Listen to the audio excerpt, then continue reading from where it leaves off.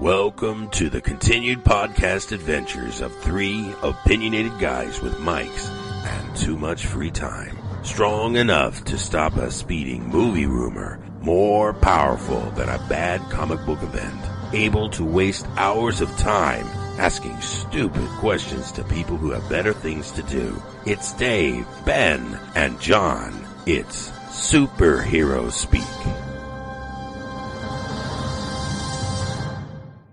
Hey everyone, you're listening to Superhero Speak, and I'm your host Dave. Ben. And angry. I mean, John. Good thing we're recording. Yes. We're recording, right? Yes. Yes, we're recording. Okay, good. Oh, see, everyone, we're a day late, and we're just as organized as always. Right. Yeah, we're still $1 short. No? Oh yeah, that goes without saying. Because of all that great into podcast money that. So what are we going to talk about this week? You guys see any good shows lately? I've seen a thing or two. Anna Karenina. Is it, maybe a little Emily Bronte? I keep hearing there's this really dark show that seems to rotate around. But no, let's not talk about that. Okay, go ahead. It's like, if only there were some great superhero TV shows that could, like, share the same universe and do some sort of epic crossover event. Oh, if only. That would be awesome. Oh, wait. Spider-Man? No, the Defenders. We missed that, right? That just happened? No, the Defenders isn't out yet. I thought you were talking about the Hulk-Thor crossover from the 80s. Oh, my God. Oh, that was bad. I just broke your brain by reminding you that happened. I really enjoyed that when I was a dumb kid. No, I think we got the Justice League trial run, actually. Yeah, I guess so. The Junior Justice League, as I'd like to call it. Yeah. The Great Lakes Justice League. Yes, the Great Lakes Justice. So yeah, we did have that. The CW Young Justice League team-up event to fight aliens, which totally jumped right in from day one with their complete staging of events in the Supergirl episode. Oh yes, it was. Wait a minute, hold on. Yeah, I'm not remembering that. Did I miss something? Well, if you missed it, you got to see the scene again in the Flash episode following. That's true. Which was really a little redundant. I mean, that's a lot of time to rehash, but I can understand. First time to do this. I know, wasting an entire, 3 minutes? I'm thinking 3 minutes. I think that might be actually generous, John. Yeah, I think that might be generous, exactly. So that was obviously, the entire episode was part of the Invasion storyline, kind of. Well, that was, okay, so I guess we could start with that. I mean, that was the whole thing. It was pretty much a standalone episode. Right, they promised this great epic 4-episode crossover, and they give us a regular Supergirl episode where they hint at them showing up by having the blue cloud appear 2 times, and then finally at the end. It's a wormhole, damn it. Know your Star Trek terminology. Well, this is the CW verse, and it looks like a blue cloud. I'm not saying it is a wormhole or not. And how that would how Supergirl would peg that as possibly, like, she said at the end, she's like, she thought it might have been Barry. Yeah, but she never said it during the whole thing, and she didn't look. I mean, everybody's like, "What is that? What is that?" And she just stayed silent. It's like if you were normal, if a real writer wrote it, they would have had her say, "Oh, look, I know who that is. That's this guy." Well, that's because it was in their contracts that prior to the actual crossover event, neither hero was allowed to recognize that the other exists. So Supergirl couldn't acknowledge that she knew it was Barry trying to break through until he actually broke through. And similarly, Barry was never allowed to tell any of the other people that he actually went to another Earth and fought alongside an alien superhero. Okay, that's just dumb. And not realistically dumb, but it's.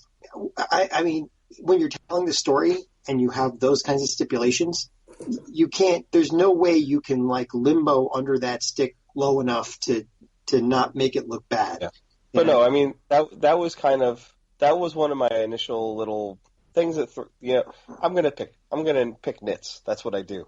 And one of the nits that got stuck in my craw early on is when they did have a crossover event last season with Supergirl and the Flash. Mm-hmm. I mean, that was pretty much completely a Supergirl crossover event. It corresponded to a moment in the Flash episode where he was testing out that tachyon thing. But when he came back to his own Earth, he said absolutely nothing. Right. He said absolutely nothing about it. And it appeared as if no time had actually passed in his absence. So it was almost as if it didn't happen. Yes. and I don't like it. So, and even with this, like I said, she was not acknowledging that, other people were in the room when those things were happening, and it was just sort of brushed off. Well, and she doesn't let anyone know, oh, by the way, I'm jumping to another universe for maybe a couple days. And but not only that, she's at the dinner table with a bunch of people, which includes her sister, who also works for the DOE. And who would be very interested to know what the hell that thing was. Because exactly. Their job is to protect Earth from outside threats, and all of a sudden a wormhole starts to appear above your dinner table. You kind of go, maybe we should investigate this. And you would think, so I'm expecting that when they come back to Supergirl, which I assume is not going to be until next year now, for the next episode, that there has to be a pregnant pause about the fact that, there were these weird wormhole things that were happening, and then Kara disappeared for 4 days. Yeah. And no one knew where the hell to find her. And if they don't acknowledge that, I would be highly disappointed. And if they go with the whole, time travels differently on both, on either world, then that still doesn't make any sense. There's convenient wibbly-wobbly timey-wiminess. So. I mean, I understand that they have contractual obligations, but they're all on this. They have the same showrunners now. They're all on this. They're all on the CW. There's got to be a way to not make the writing look stupid. Yeah. Well, I wouldn't even go there because before we even delve into all the details, too late. I know. Yeah. I kind of feel like this crossover suffered from the same flaws that any comic book crossover has, in the fact that, okay, so you're going to do a crossover event with these 4 series. Let's say it's the Supergirl comic, the Flash comic, the Arrow comic. Well, they don't have a Legends of Tomorrow comic, but say they did. Say they did. Each writer is given details about the story, but it doesn't feel like they really planned with the other writer how it's all going to fit together perfectly, and you end up with characters who also seem to act differently in this story than they normally would act any other time. Which I've seen in comics as well. I have seen that happen where I've read something that I don't know, some sort of team up book where Spider-Man's joining up with the team for a couple issues, and he has not acted very Peter Parker like. In those issues, because it's someone else writing them and coming up with their own interpretation and not really, using them as a foil to a plot device more than actually really playing, honoring the part. Right, exactly. Right, where it seems like if you're going to do something like this, all the writers have to get together for a few days and really hash out the story, because then you end up with, again, Supergirl, where you've got 30 seconds at the end where Flash shows up. The only episode, maybe because I'm a fan of this show the most, the only show that seemed coherent in the crossover was Flash. Well, I partially agree. Definitely the Flash episode was a coherent episode. It had a good standalone-ish story. Like, they had a plot line that drew through it. It was mostly them training and getting ready to go up against this threat and learning more about the threat. With some B plots that were arguably unimportant. But I did like the Arrow plotline, even though it didn't really further the story a lot. I actually enjoyed that whole plotline of the 5 of them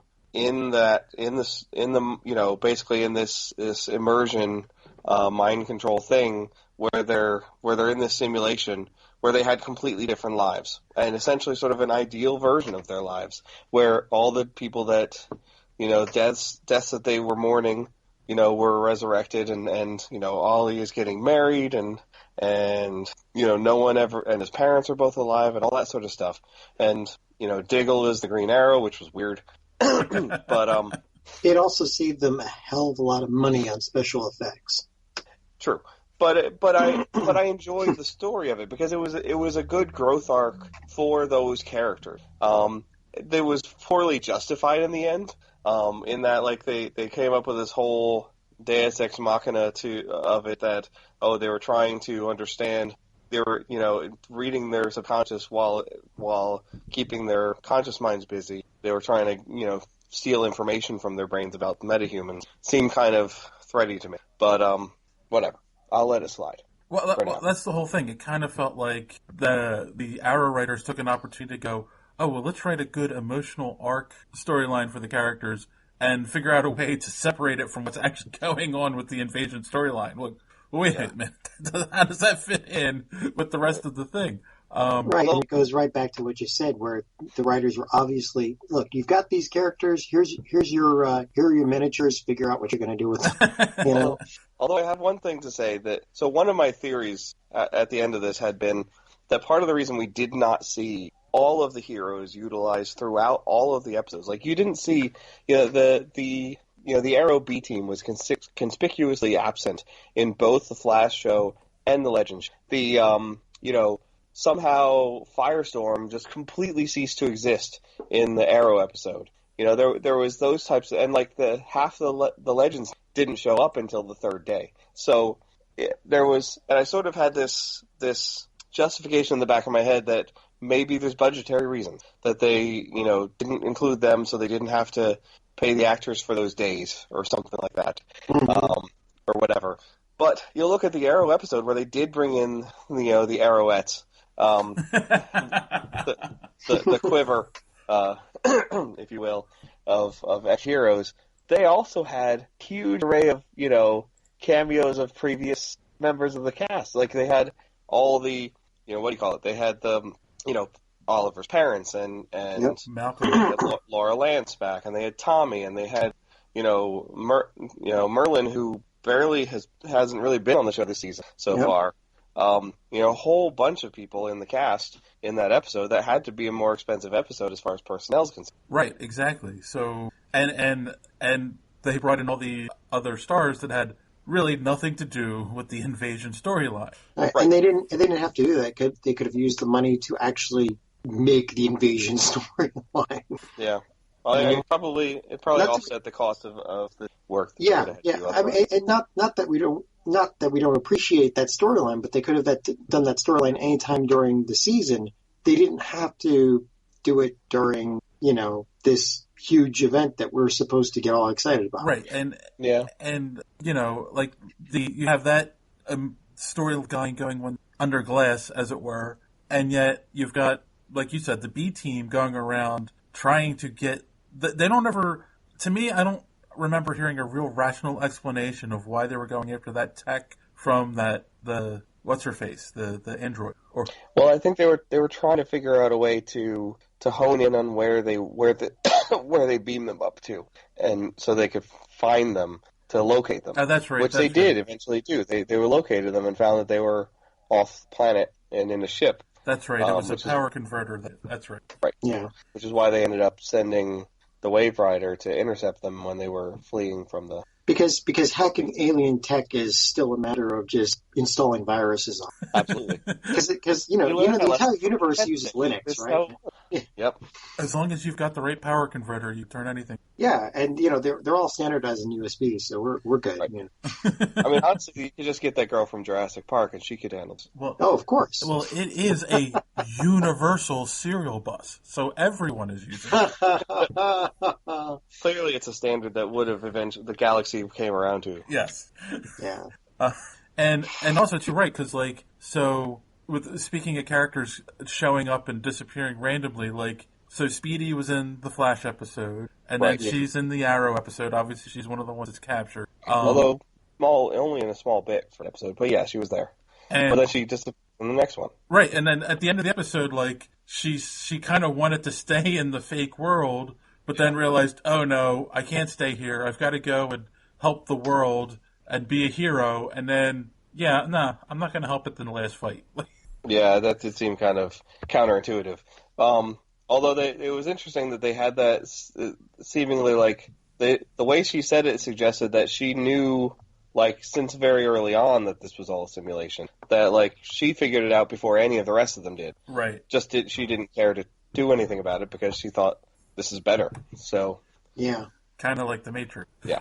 I'll stay plugged in because I don't want to eat mush. Right, exactly. I like the taste of steak. So yeah, it did seem like those sorts of things they could have.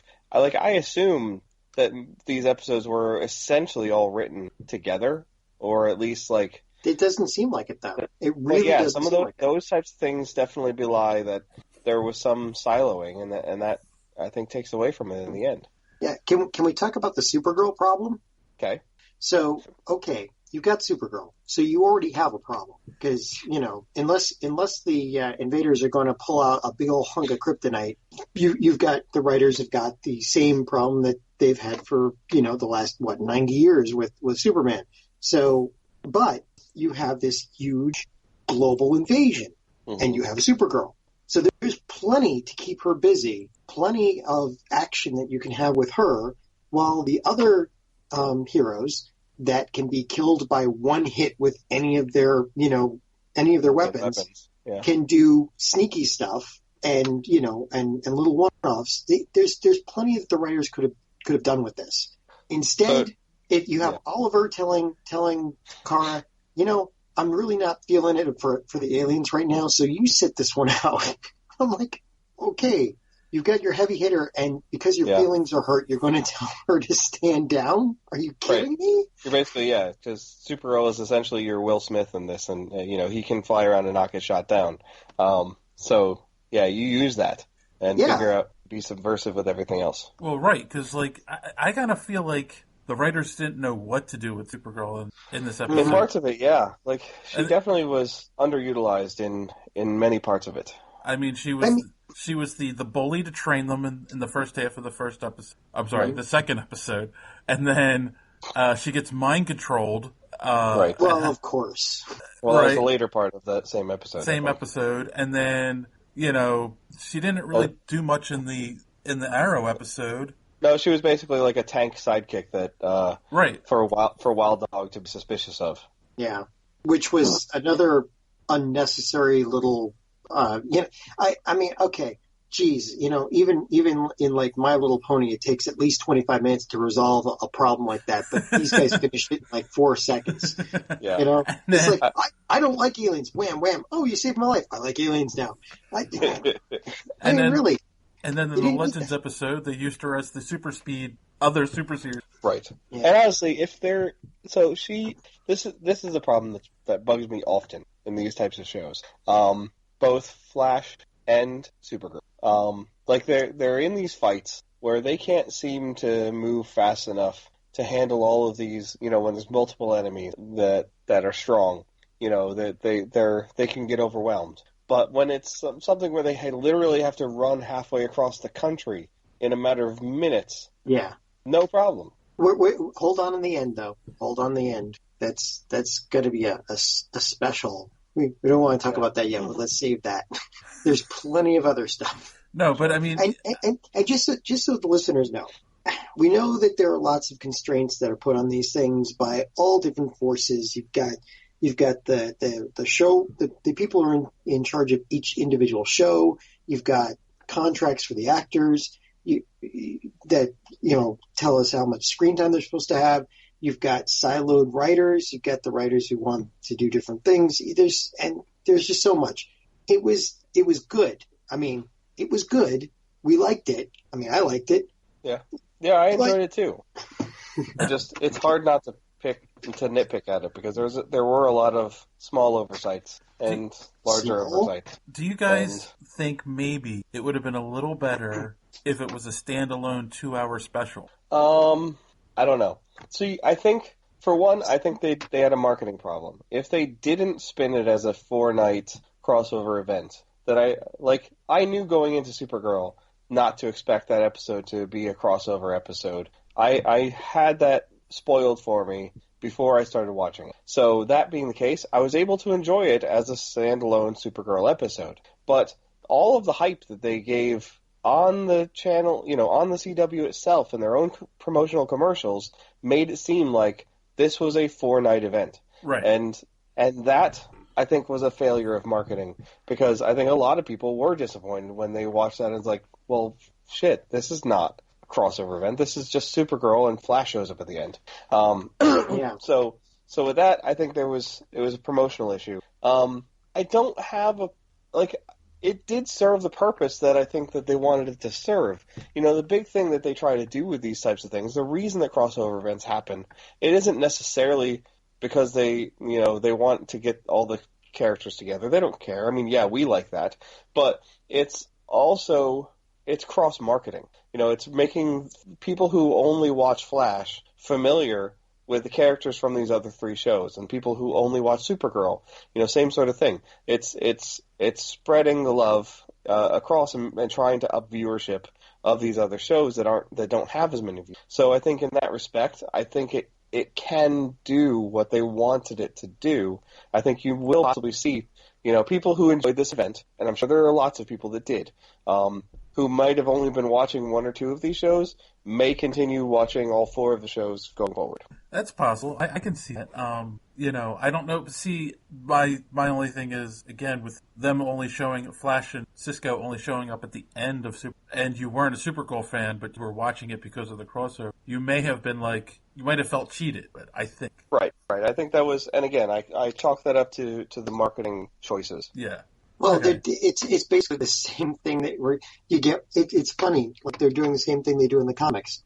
This is a crossover series. And it's exactly what they would have done in the comics, Yeah. It's one issue of establishment and build up where you don't really have any crossover until issue 2. Yeah, it's not uncommon. You're right. So let's see. I mean, my biggest thing was hold on, so much. Real quick, Yeah, I will say this. I'm looking at the numbers real quick. The episode for Supergirl before that was their market share was 6.1 or Nielsen. Mm-hmm. That episode was 3.53. In fact, they were all like 2.5 this season until that episode. So yes, they gained. You're right. It did work in that sense. But unfortunately, what they've done is they pissed people off because they were promised seeing something really awesome, and all they saw was basically a Marvel end credit. Well, I don't Justice League end credit type thing. I think in the end, I don't think they pissed off that many people. I think they pissed off people like us, but I think the average viewer in the demographic that they're looking for, who might have might have been a little annoyed at the end of that Supergirl episode that there wasn't any of the crossover coverage, still went into the Flash, hoping to see what happened next, and was, by the end of it, forgot about that. That memory faded from just the exposure of the content they were hoping to get sooner. Well, and the Flash episode was the best, I think. It definitely was strong. I honestly have a hard time saying which episode I thought was the best. Because I think the Flash one was the best. Arrow, yep. The Vigilante episode was 1.86. That was 90 overall.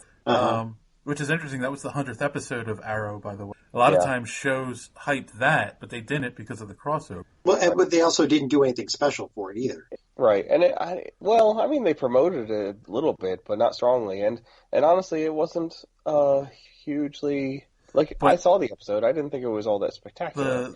Right. It was a Hunt Club episode. It was 3.55 was the Nielsen rating for that one. So for the crossover, wow, that did pretty good. Yeah, from 1.86 to 5.5. Yeah, I totally get that, and I'm agreeing 100% that is the point. You've got 4 shows spread out over your week. You're trying to gain audience. Yeah. But they're just so John was going to say something. I interrupted him. That's not uncommon. I'm used to it by now. I was going to say that the thing that ticks me off the most is because I'm into writing right now. That you could have had the storyline with your 3 big tanks. It would be Flash, Firestorm, and Supergirl taking on the aliens head on, while the others did side missions to finish it off somehow. Yeah, I did like that Firestorm did eventually get to be a heavy in the last episode. Yeah, that they utilized him smartly he didn't just end up being a, there for show kind of character. Right, Yeah, right. Because it seemed like before that, he was essentially a vehicle for Stein to deal with his, his own Flashpoint problems. Not really a hero character per se. And yeah, and that's like everyone knows Firestorm has that ability, and I think he utilized it one other time in the series. Yeah, like he learned about it with the guns, and then he tried it one more time on purpose. He did one other time on purpose, I think, on like a large radioactive meteor rock or something like that in the first season of Legend. Yeah. But yeah, it is a very rarely used thing. So there are two things that I'd like to get to. Okay. The first one I want to talk about is the Hangar of Justice. Oh God, yes. Boy, that was subtle. I really didn't. It took at least 3 picoseconds for me to pick up on that. I get what they're doing there. I really do. Like I'm sure, and Dave, I was chatting with you about this earlier. Yes. I'm sure there was a writer's room moment where someone was like, wouldn't it be great if we could somehow feature the Hall of Justice in this, or a building that looks like the Hall of Justice? And someone's like, what if it's like an outbuilding or a hangar or something like that's owned by Star Labs that now is in Barry's, ownership because he inherited everything. We could show that off. And that was the end of the conversation. There was no, they had the design. It definitely looked like the Hall of Justice. It definitely looked like a hangar on the inside. What was lacking was any sort of explanation as to why it existed. Like, why did Star Labs own this hangar? I mean, you can justify them owning a hangar. Even that I'm okay with. Like, they're doing this big thing. They're going to have parts made overseas and have to have them flown in probably from various places in the world. So it's easier to have a private airfield and hangar for bringing materials in. But it had this fountain and roundabout in front of it and, these ornate fixtures that made zero sense for its use. Right. Because reasons. It's got the 2 towers which have the big Star Labs logos on them. Yep. It's got the domed top. I mean, and the thing is, it's got the facade work on the front, which makes the whole front not usable as, an opening bay as a hangar is normally meant to be. And it's the way they address it in the show. It's like, what is this space? I think that Ollie says that to Barry, and Barry's like, "Oh, it's owned by Star Labs, which I guess means I own it." And that was it. And it was just like, okay, but you didn't say what it was. And the thing is, it doesn't make sense. In all honesty, is the fact that the room that they're in when they're doing this is just a big open hangar, a big open garage. The building is not shaped like that, so you have to assume they're in one of those little side buildings in the picture. Maybe.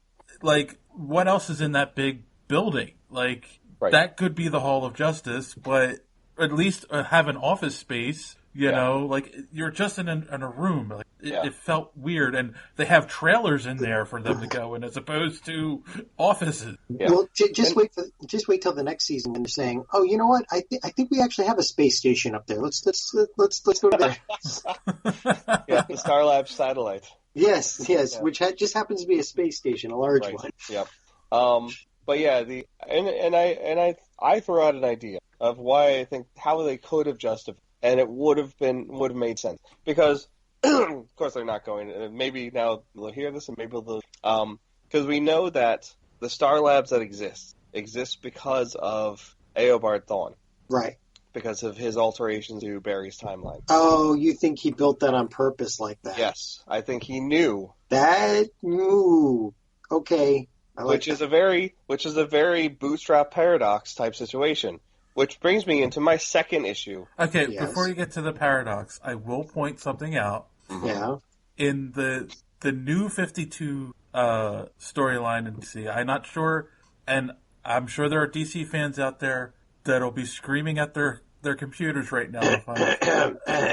But I know, and then in the new 52, they credit Flash or Barry with founding the Justice. So it is kind of... What? Didn't I don't have an issue with that. No. But I'm saying, so I think that is also why it's fitting that Barry owned the Hall of Justice. Sure. It just still, I wish they had put a little bit more effort into explaining, justifying the existence of the building. And I think Eobard Thawne would have been a valid explanation. But again, go ahead. And yes, and maybe they'll eventually get to that.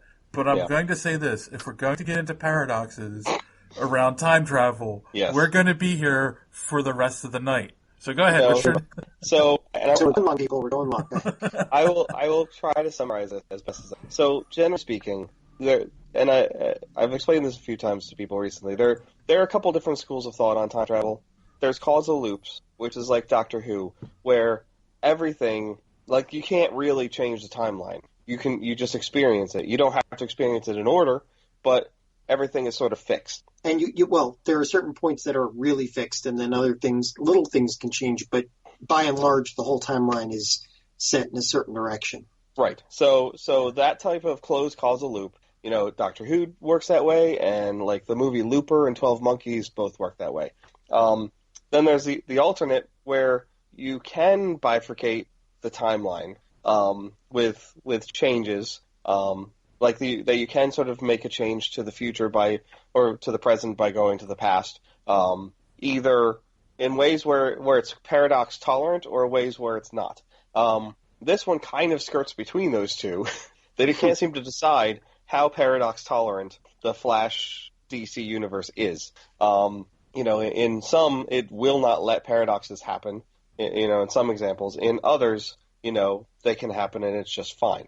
And they've sort of skirted both of those. But the problem is you can't muddle all of those things together. Like, you can't have sometimes the timelines behave like, splitting timelines, but then others have a causal loop. Well, this is the fourth type of time explanation. It's called the timey-wimey bullshit. Yeah, apparently. Because I'm willing to accept, and Dave, we were talking about this earlier, I'm willing to accept that they did not have a bootstrap paradox in the episode of Legend with Cisco's behavior. I'm willing to accept that that's explainable as a divergent timeline. Okay. But I can see how it can easily be seen otherwise. So, like, Dave's argument was that the aliens came to this time frame, in the present, came to Earth, because of things that Cisco had not yet done. Yeah. And I'm not saying, because your explanation makes me not want to scream, but the way they explain it in the show, they kind of make it feel like the reason they came back is because Cisco saved that alien in the past. Right. And I'm willing to believe that the reason they came was purely because of the Flashpoint events and the recognition of Barry being a metahuman. But how did they know about Flashpoint? How did they know? They're aliens and have advanced technology and monitor us, because they did come in the past. Like, we knew, so they found out that they had come in the 50s previously, and that's why they went. So let me play it out. Okay. So the team finds out that this is not the first time they've been here, that they came before in the 50s, shortly after the existence of the JSA, because that was what drew them to Earth the first time. Right. The fact that there were metas on Earth at that time. Those metas sort of died off and were not considered a threat.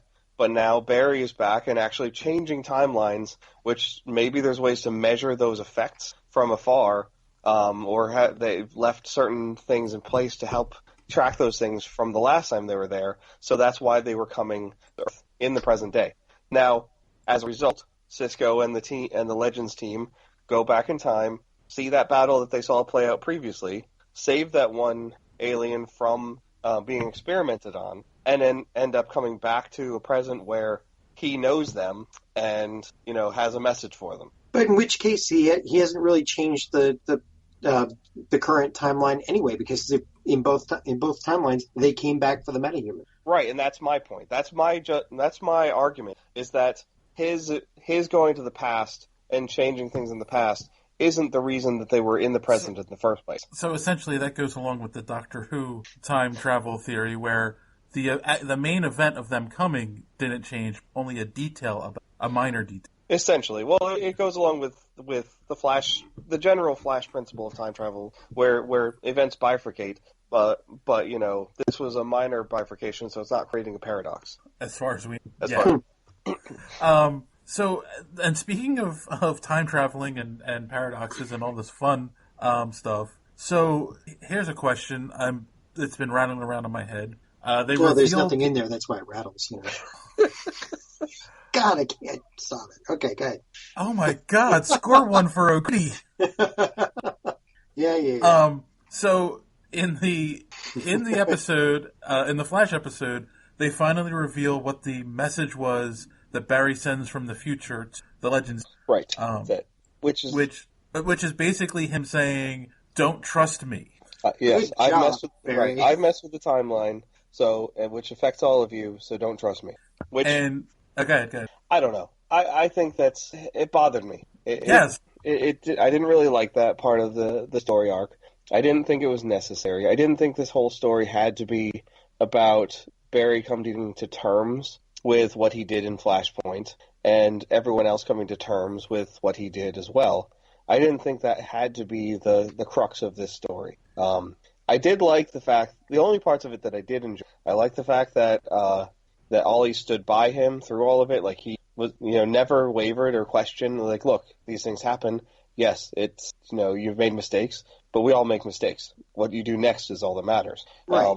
And people eventually come around to that point of view as well, but some a lot more reluctantly than others. But yeah, it seemed to me like they were using that as a plot device to separate the team into factions for their own benefit. Like, I mean, really, the thing that served was we got to a point later in the episode where it was most of the heroes versus Barry and Ollie, which is how they, the opener was, the cold open was that very scene. So, right.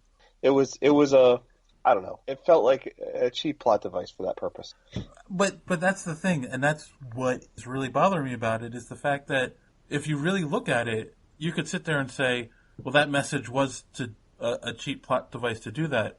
But in all honesty, like, no, that message didn't really seem to fit. Like, because he said he was going to betray them. Don't trust me. I've changed the timeline, and Yeah, and maybe we haven't actually seen the fruition of that yet. That's what I'm saying. Like, that's what's driving me nuts. They revealed it, but yet, is it going to be a cheap plot device that never comes back, or is it really going to be fulfilled? Hopefully, sometime this season, and it's going to make sense. Yeah. Well, without getting too far ahead of things, I have ideas as how, based on the latest episode, where that might come into play. But I'm going to leave it alone for now. Well, that's only 5 minutes. It's 5 months in the future, not. It's true, but it could have lasting. How he handles that could have lasting repercussions. Stop the time travel. Anyway. Yeah. Yeah, Stop the Time Travel, which is the entire basis of one of their series. Well, yes, but that's different. Like, let that show be about time travel. Let Flash just be about fast things.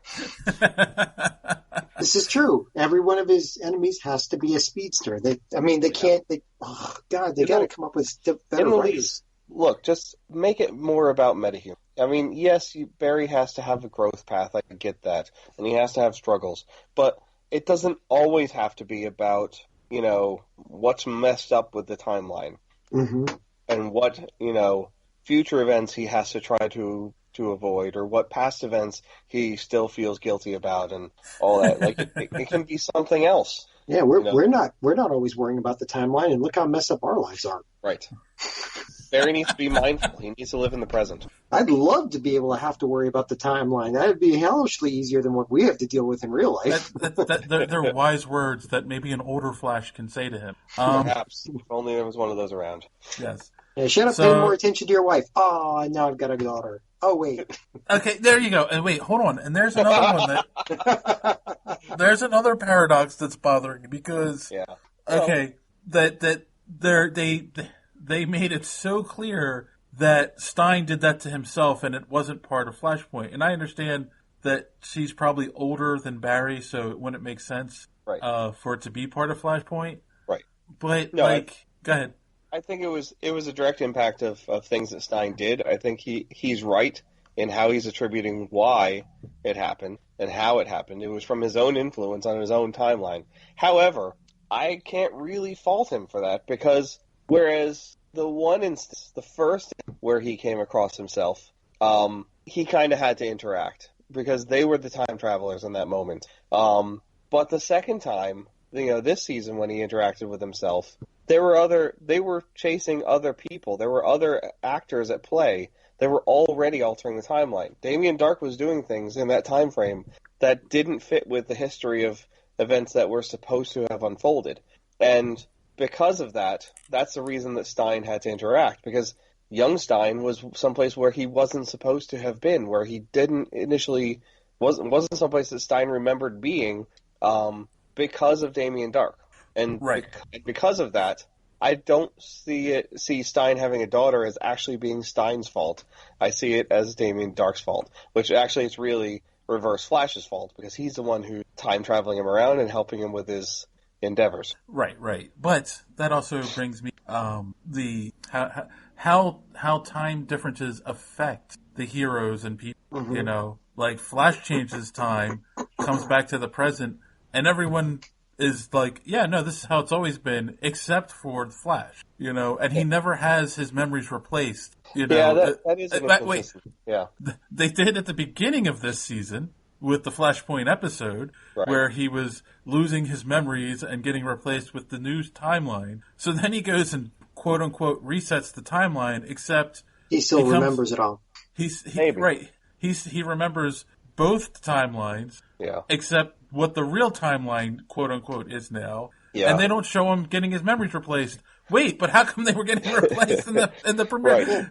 Well, that's the thing. Follow your own rules. They showed him losing his memories. They didn't actually have him gaining memories in place of them, which doesn't really add up. It should have been a give and take. Like it should have been the butterfly effect type mechanism where like his memories of the past as he from the previous timeline were replaced with the actual memories from the altered timeline, and it's a give and take. And instead, they've shown it two different ways in two different times, and now he's in this third state where it's the post Flashpoint events, and neither is he losing the memories from either of those states, nor is he gaining memories from the timeline that he altered.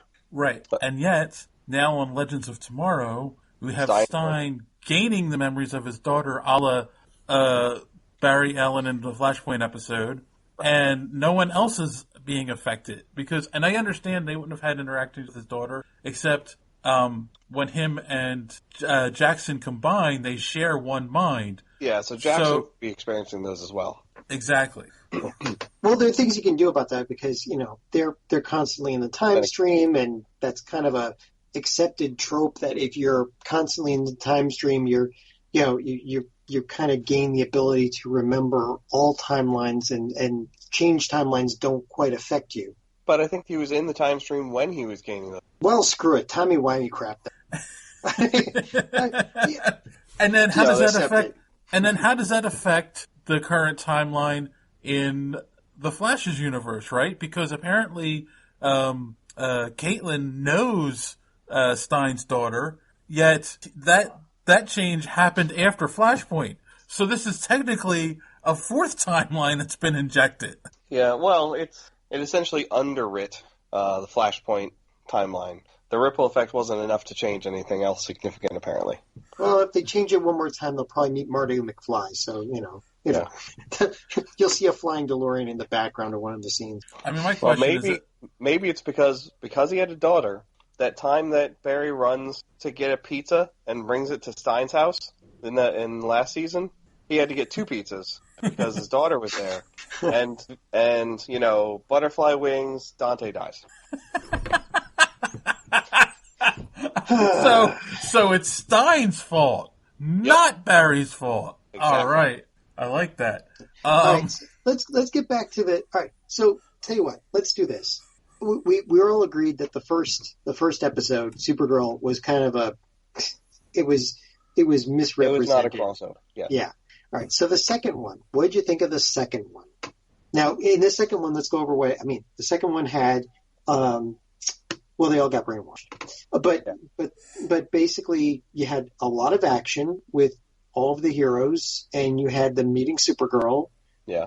And we had several subplots that I don't even want to try to remember at this point because there are just too many of them, and they were just interfering with the main thing. We got to see the Dominators, who look like piranha on legs. I'm sure the Sci-Fi Channel will have a new movie out next week about that. Yeah. And I think you had the same problem that you had with Signs, where you've got these advanced aliens who can travel between the stars, and what's their best way of gathering evidence is to crash land one of their ships and have them just scatter. Yeah, I'm not entirely sure why they crashed the ship in the first place. That seemed like a weird move. Yeah, and it never feels to be explained. And crazy like a fox, an alien fox. I made the mistake of thinking all these like little things that happened throughout the shows. What's his face's daughter being changed to a son, and, right, and the message from Barry from the future, and all the other little Flashpoint things, and maybe even Snow getting ability was all going to somehow tie together in this, and I felt that way at the beginning of the Flash episode. So yeah. it was a lot of promise. But and a lot of Flash. In the end, it only tied together the way that Christmas lights do in storage. But okay. So the first episode, which was the Flash, what did you think of that one? I thought it was a solid setup. I think that they did some interesting things with it. I liked the character development for the characters that were there. I liked seeing Cisco and Felicity both geeking out about everything.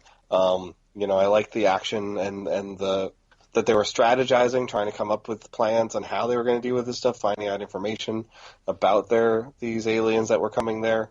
The weird, government dealings with, the president, and then the president being killed, and they had to send in the vice president, who's now the president, who's a woman, who I thought was going to be Linda Carter. But yeah, me too. I thought they were going to do a play on the Trump thing, but oh well. But yeah, and overall, like I said, they definitely kicked off in the very beginning, where we were going to see things end up. They did that whole quote-unquote looping timeline, go figure, for the episode. Mm-hmm. But so I thought it was generally well written, other than the under-explained things. All right. Dave? Ditto. No. Like I said, I felt like they were setting up, like they were bringing all these plot points together, and it felt like they were really great setup. The only thing is and I understand it's TV, you have limited time, and you're trying to tell an overarching story, but yet you an episode of people in bubbles living out their fantasy lives. It felt like some of the stuff was rushed a little bit, even in the Flash episode. Like, oh, geez, the one about the speedster was rushed. Okay, got it. well, like all of a sudden it was like, did you message them? Yes, and I told them to meet us here at this time, and then the Legends, the Wave Runner just shows up, and then it's like, all right, now we're just going to jump to another dimension and get Supergirl. Like, they didn't take any time for him to, like, explain it. Cause, like, oh, yeah, that was one of the things that bugged me a bit, is that, so similar to the fact that he never brought it up before last season when he crossed over, he never really thoroughly explained to Cisco, oh, by the way, I went to another Earth and met this alien superhero, and I need your help finding her right now. And, like, there was no, like, that's a moment where Cisco goes, like, whoa, wait. Yeah, exactly. Rewind. You're going to have to explain all this to me a little bit more. Especially Cisco. He Yeah. would have geeked out over it. Right. And also considering that at that moment he wasn't happy with Barry, so you really think he would have been like, whoa, wait a minute, back up, explain this, Yeah. but no. Do I trust her? Do I trust you to trust her? So it was little things like that hurt the overall episode, I think. The episodes. Okay. All right. So, I basically think it was the best of the three. There was a lot of screen time of putting them together as a team. I especially liked where they all just started attacking Supergirl, and she's just sitting there hanging in the air going, yeah, come on, bring it, I think I felt a fly land on me. What was that? But yeah, it seemed like they were gathering up. It was starting to, gain momentum, and then we hit the, was it the mind control thing, which, okay, so we resolved that really quickly, got that out of the way. Great. Now we can see all the heroes go after people. Okay. Second episode, Arrow, left turn into Fake Dreamland. What'd you think? Ben? Kind of Back to the Future too.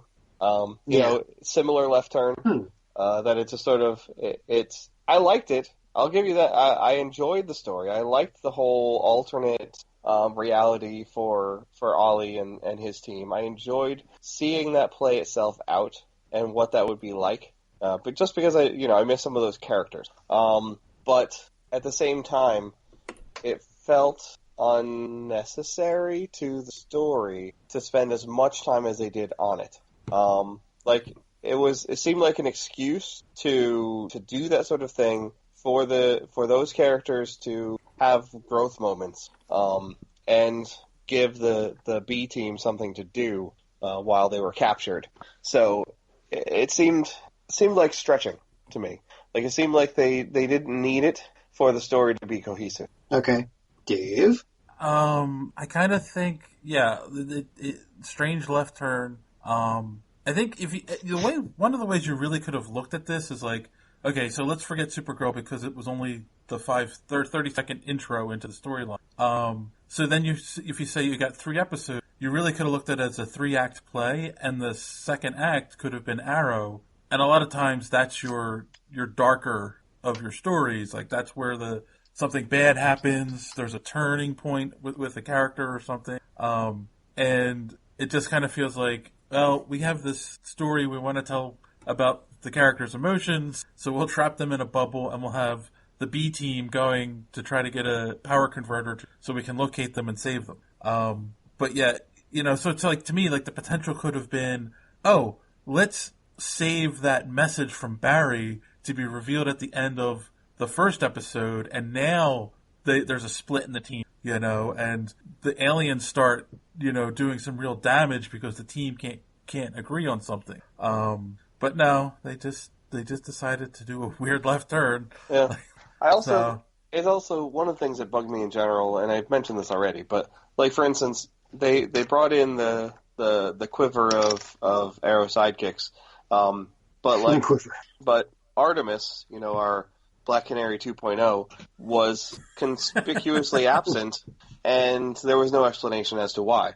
So it's things like that. Like Vixen didn't show up until the 3rd act. She wasn't in that episode, which was her show, so to speak. Things like that they didn't really explain away well. Yeah. Okay. As for me, there are 3 acts to any good story. There's the setup, the confrontation, the resolution. So I think the Flash episode provided a really good setup. And when the second one came along and we took that right turn into we're having a dream sequence now and we're going to have, a growth thing and give a lot less screen time to the actual main plot, I think we lost a really good opportunity for the confrontation part of this arc that they've been hyping for so long. And you're right, it's at this point the characters start popping in and out with no explanation of, and it's hard. You got to admit, it's hard with as many characters as they have, especially with the cast of Legends of Tomorrow. But still, you'd think you'd have at least a few scenes with Supergirl beating somebody up or, taking down one of the main ships or something. And now she's just hanging around, looking around, not doing anything. And, and the B team and all that. Just, so I started to get distracted there and was hoping for more action. Your second act should always have someone being frozen in carbonite. Okay, I'll go with that, yeah. So Act 3. Act 3, which was Legends of Tomorrow. Dave, how about you? Go first. Go ahead. Oh, I get to go first this time.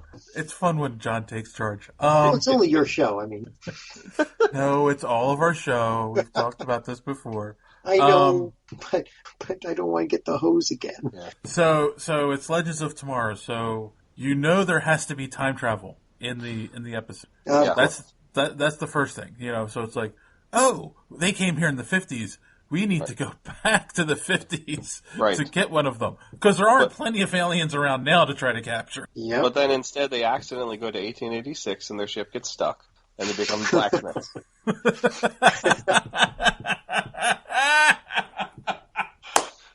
Oh my God, this was Back to the Future. It was. It really was. And this is kind of the episode, like, okay, yeah, they resolved the story, but I guess it's because how everything got resolved is the one I had the most issues with. Number one, when they go to save the alien and when they go to save the other legends, when Cisco and Smoke go to save them, they go get these guns, the futuristic guns and blah, blah, blah. But Cisco's a meta. He can shoot those pulse beams. Like, what did he need a gun for? Yeah. He is he has powers. Like, why didn't he suit up?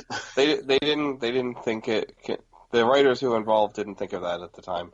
Well, because it was the Legends writers. Right, exactly. It's like, all right, so what's Cisco's arc at this point? He's pissed off at Barry for changing the past, and he's the tech guy. Okay, good. We can work with that.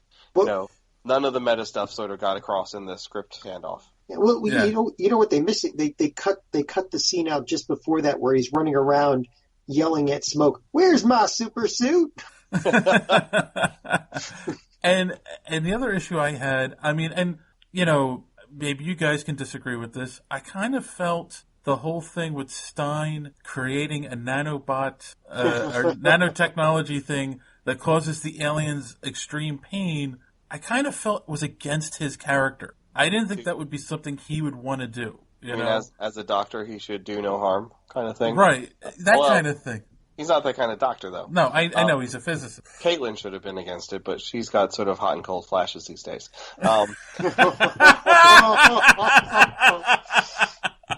That's for those of you keeping score. That's another 2 points for Ben. Yes.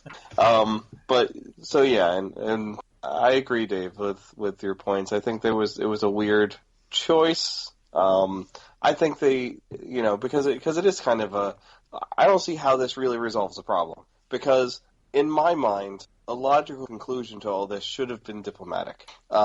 Yes, these aliens seemed, while advanced, they also seemed rather on the hostile side, but it did seem like they had legitimate concerns of a viable threat from our planet. So why not have that? Why not leverage that interaction they had with the one alien in the past be a benefit in the present rather than a detriment, and then end up screwing things up somehow and them having to fight harder against this stuff.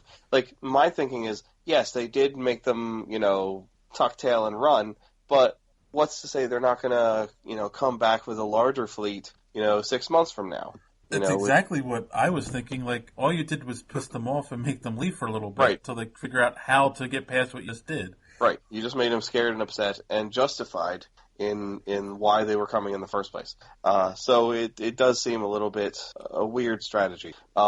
Overall, my thinking of the third act is better than Matrix Revolutions. But that's not hard, dude. Yes. But not as good as Jedi? Not quite as good as Jedi. So it's somewhere in between there. I enjoyed it, and I was able to get past some of the foibles that hung you up, Dave. But because I did like the fact that they were leveraging more of the Legends characters in that one and making it a Legends episode.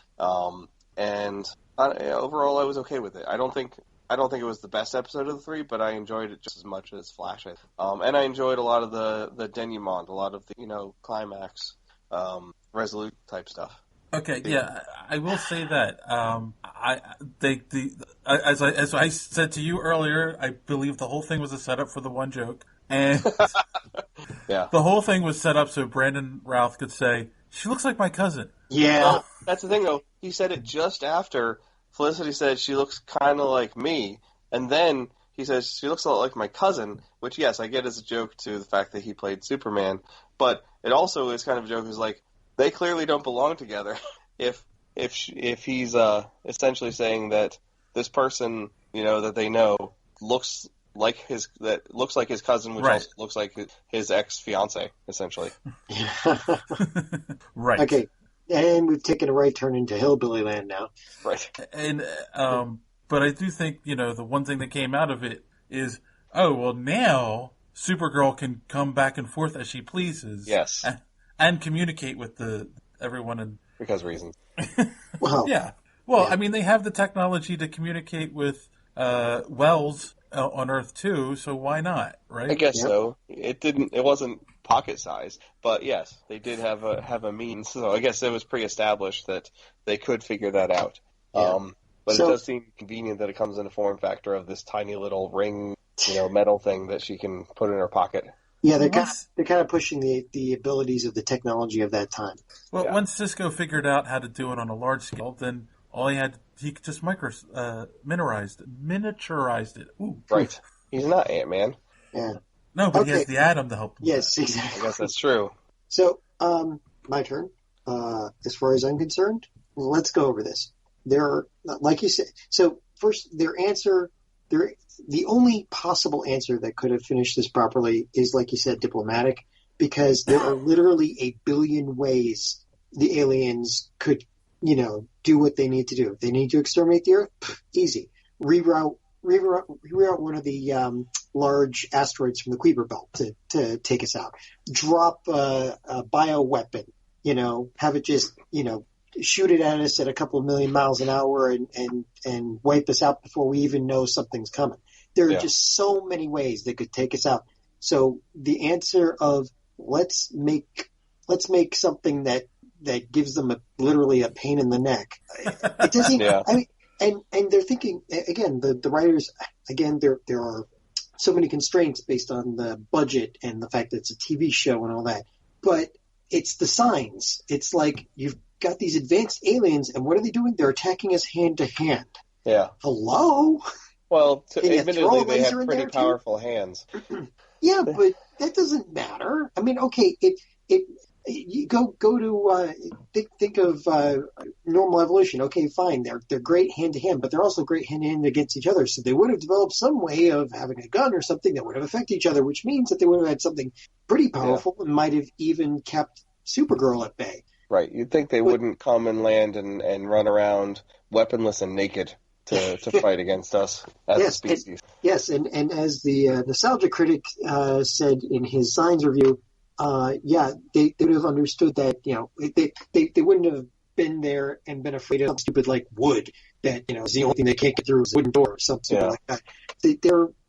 So you're right. The only way this could have been resolved properly would have been something diplomatic where they left us alone and waited, or we promised them something. Or, right. I think if they had been a little bit more clever in the writing, in that maybe they cut some of the stuff that they did in Arrow a little shorter and tighter, so they could pull some of the stuff that they did in Legends into the Arrow episode, they would have time to fit into this episode. Yeah, they could even do all the things that they did, but it had to end with not the aliens just tucking tail and running, but pulling back their troops and open dialogue and giving Barry and the other metahumans a chance to say, look, yes, we're here, but we mean you no harm. We're here to defend our planet. Yes, there will be others that rise up that don't have, that don't have the best intentions, and we will deal with them here on Earth of our own accord. But they didn't. Well, they technically gave him an opportunity to say that, but CW is not good about having dialogues. They're just good at monologue. Well, they're good at what do you call it? Exposition. Right. Just for exposition's sake. It's most of their dialogue is exposition. It's not actual real dialogue that forwards a plot. It's literally just explanation. Right. For most of it. So they had a moment of communication where the aliens were saying, "This is why we're here. This is why we're doing what we're doing." And that was the ideal point for one of them to say, but I get that. And what do you think we've been doing all this time? Yes, there have been metahumans that have been nefarious, and we've put them down. And we will do so. Yeah, and along those lines, exactly as you're saying, they could have brought in like Eobard Thawne or Eobard is traveling with Damien Dark right now. They could have brought them in for the third act, and it would have been an example of the heroes taking down people that the aliens were worried about, and would have given them a perfect out. they kind of have plans for this. Yeah, I know, but they could have done that with just about anybody. You know, they've got enough of a rogues gallery now that they could have pulled somebody out. Right. So anyway, yeah. Yeah. Anyway, so I don't know. I guess because we was to death already. I guess my final thought on the whole, and it makes it sound like we hated it because we're picking it apart, but there were definitely things I liked about it. Just not enough to say that this was the best thing I've ever seen. I kind of want to say it was a decent first effort, and hopefully next time they can figure out all these little things like making characters appear and disappear at will and whatnot. Dot all their I's and cross all their T's. Yes. So, look, they shouldn't be afraid of red ink. You know, if we gave them a clean review here, it means we didn't really analyze it. We enjoyed the hell out of it, and because of that, we analyzed the hell out of it. And, you know, we're nitpicking on a lot of things, but overall, it was enjoyable. It was a fun ride. And I'm looking forward to them doing it again for whatever reason in the future. I love these types of things. And I wish there were multiple, you know, running Marvel shows that they could do that sort of thing with. Because that would be a lot of fun too, but there aren't right now. So right now, and if the writers would take a little bit more time, and as you said, if they were all stuck in the same room together to hash it out, so that writers who knew the storylines of specific characters could instruct others that were writing for their shows, you know, to modify it to make it, you know, fit in with everything and sound better and work together. It can be done. I mean, like, let's see. I'll pull something out of my ass. Star Trek: The Next Generation had a two-parter called "The Best of Both Worlds." It literally won an Emmy Award, and that's because the writing was just that good.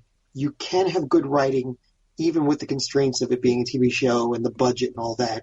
You just have to put some effort into it. And I know this is the CW, but these are. I mean, look at the.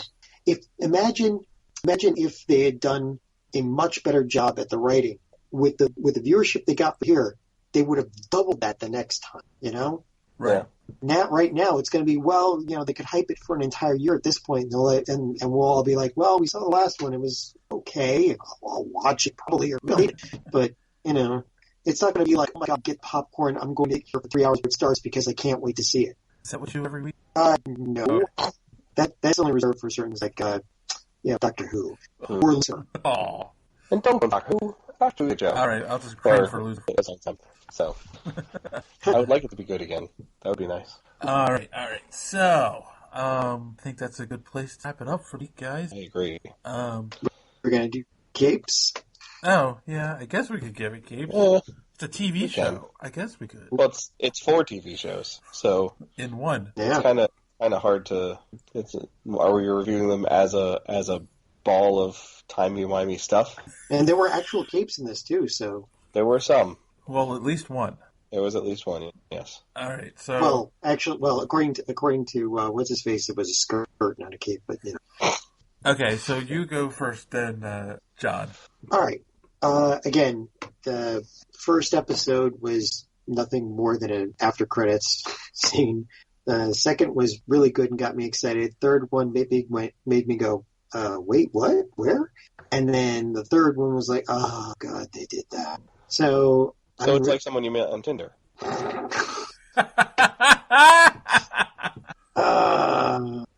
going to let that one pass. Yeah. So I'm going to give this I'm going to have to say 6.5.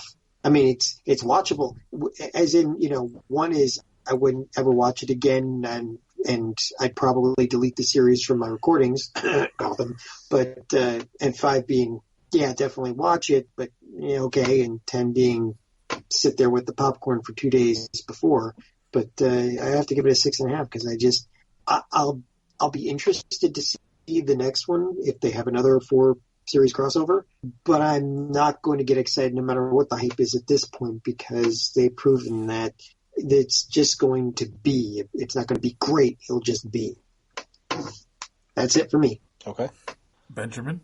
I'm going to say So, a lot of times when I watch these types of things, yeah, I nitpick these things on my own, but I also sort of, my wife is a nagging voice in the back of my head on these things a lot. and I know, like, I can predict the kind of things that she would tear apart at this point in these types of shows. So, based on, like, how she would feel sitting there and watching these shows with me, I know that she would have gotten frustrated with it, probably, like, ignoring Supergirl altogether.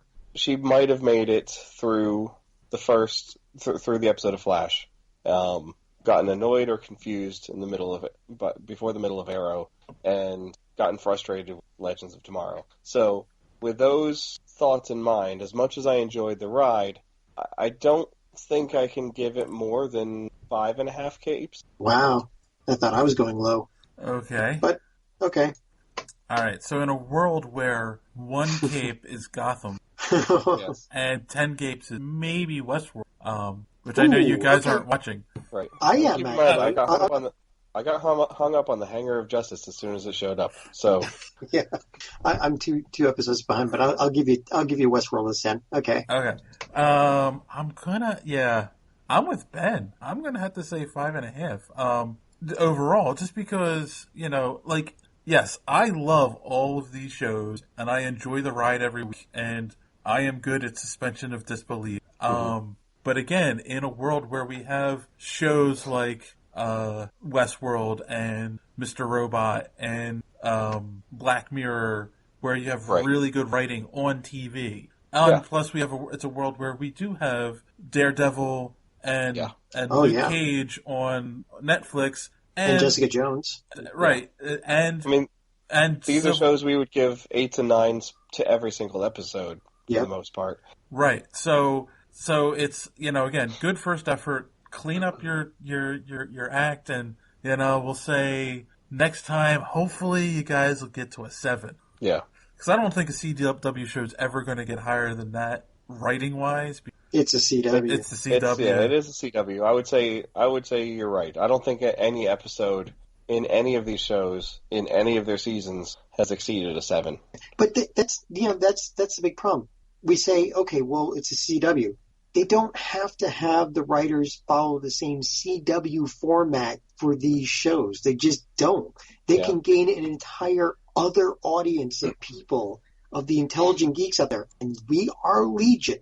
You give us a good show. I know, legion show, but you could give us a good show. If you give us a good show, we'll come. You'll see those 3 million numbers all the time, every week. Yeah. You don't play to the lowest common denominator. Just don't, because when you don't, you get like Dark Knight Returns or that sort of thing, and you become a legend in your own right.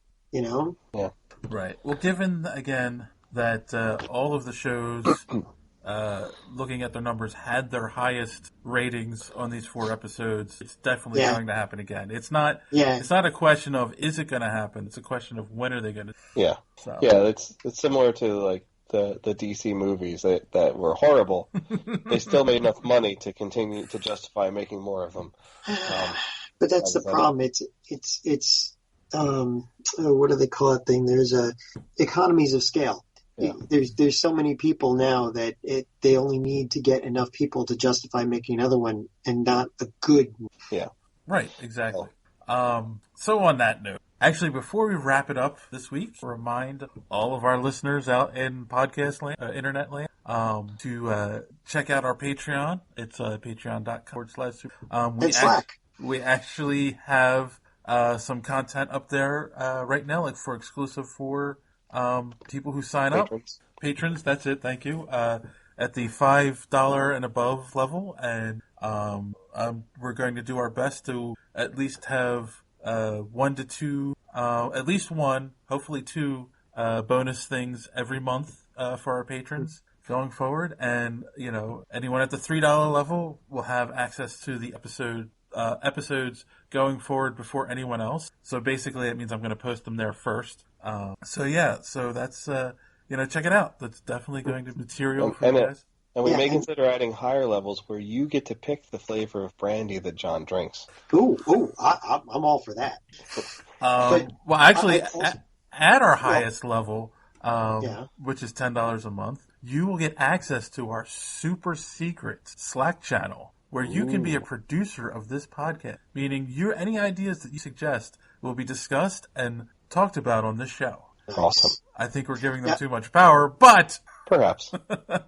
well, we are just media We are puppets. become the Captain Planet of podcasts. yes. I'd also like to mention that according to our numbers, I want to thank all 3 members that are listening to this right now that for telling your friends, because apparently we are breaking now 3,000 downloads per week. Something We're like getting that. good numbers.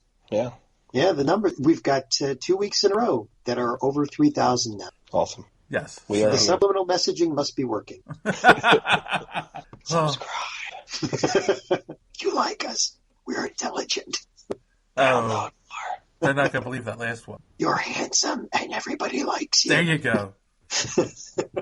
I always liked you best. So, Just Yes. horrible. Ben likes you best. On that note, ladies and gentlemen, as we say each and every week, don't let your cape get caught in the door. Have a good